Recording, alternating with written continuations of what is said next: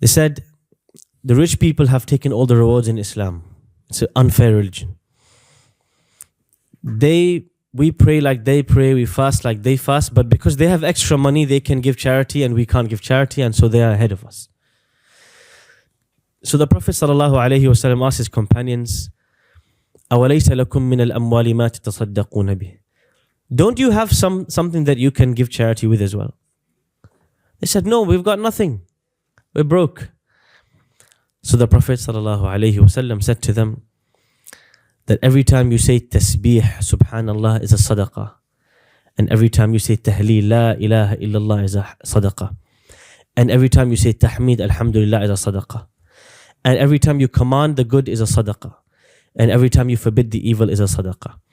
And every time you're walking on the road and you see something dirty on the road and you move it off the path, is a sadaqah. And you see somebody who needs to put something in the back of their car and you help them out with it or you lift it for them, is a sadaqah. And in this beautiful hadith, the Prophet ﷺ gives us an idea of how comprehensive and how many opportunities there are to worship Allah in day-to-day life. Many of us sometimes feel like the only way to worship Allah is something really specific. It might be salah, it might be the Quran, it might be memorization, it might be X or Y or Z. But the reality is that Allah has opened something, some opportunity for worship for you that He didn't open for me, and vice versa. And so the way that we should think is that we should always be looking for such opportunities.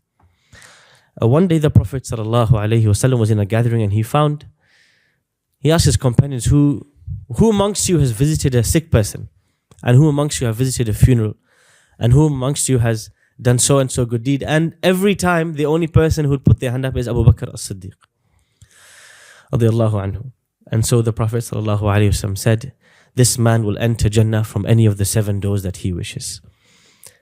Because he's fasting voluntarily, he's going to the janazah, he's visited a sick person. There's so many opportunities, but he never said no, he said yes to every opportunity. But the one opportunity that the Prophet ﷺ mentioned, which is something that all of us can do on a daily basis, and is something that is so crucial, but many of us, we minimize the importance of, is the dhikr of Allah, the remembrance of Allah on a daily basis, especially in the morning, this morning time, and the evening time.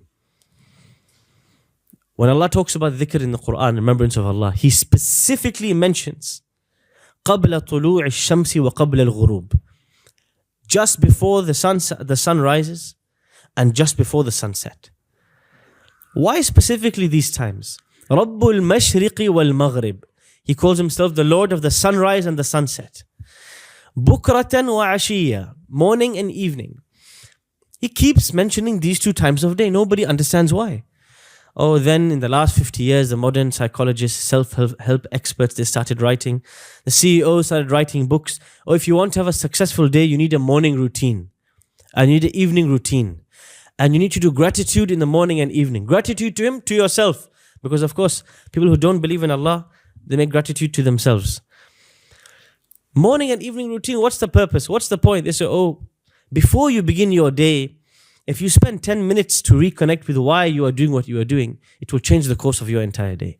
And at the end of your day, before you go to bed, before you unwind for the day, if you spend 10 minutes remembering all that you have done and being grateful for it and asking Allah's forgiveness for it, it will change the course of your evening. And so these 2 times of day, you can say if the Prophet ﷺ was the most active man on this earth, these 2 times of day was the time for his rest and the time for pause. Many of us are so much on the go. Many of us are getting ready. We're going to go out to seek Allah's rizq and His bounty and His sustenance today. But we don't give ourselves time to charge. The battery needs charging. If you don't charge the battery and the battery dilutes, then we start to feel the pain of low iman in every part of our lives. The charging of the battery, the Prophet ﷺ, he would have a pause and a rest in this time of morning and this similar time late in the evening just to recharge his battery. He would not move from his spot until the sunrise in order to be in the remembrance of Allah. And this would give him the fuel for the entire day. This was his breakfast, spiritual breakfast. And then at the end of the day, according to some accounts after Asr, according to some accounts after Maghrib, he would sit in his place and remember Allah for a similar amount of time, and this would be the unwinding of the entire day.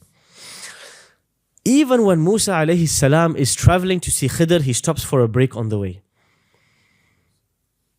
Even Musa alayhi salam, he's got one of the greatest journeys of his life ahead of him, but on the way, he stops for a break.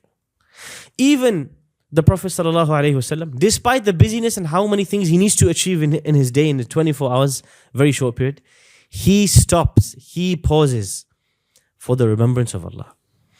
And he says, if I don't stop and I don't pause for the remembrance of Allah, then I will not be able to function for the rest of the day. قال صلى الله عليه وسلم إنه ليغان على قلبي وإني لأستغفر الله في اليوم 100 مرة. He said, every time I feel my heart feels distant, I feel my heart, my iman is not as it usually is, I stop, I pause, I take a break, and I seek Allah's forgiveness 100 times.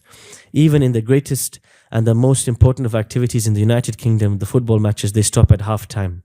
And then they have extra time. Even for us in our busy lives, we need to pause and we need to take breaks and we need to recharge the battery.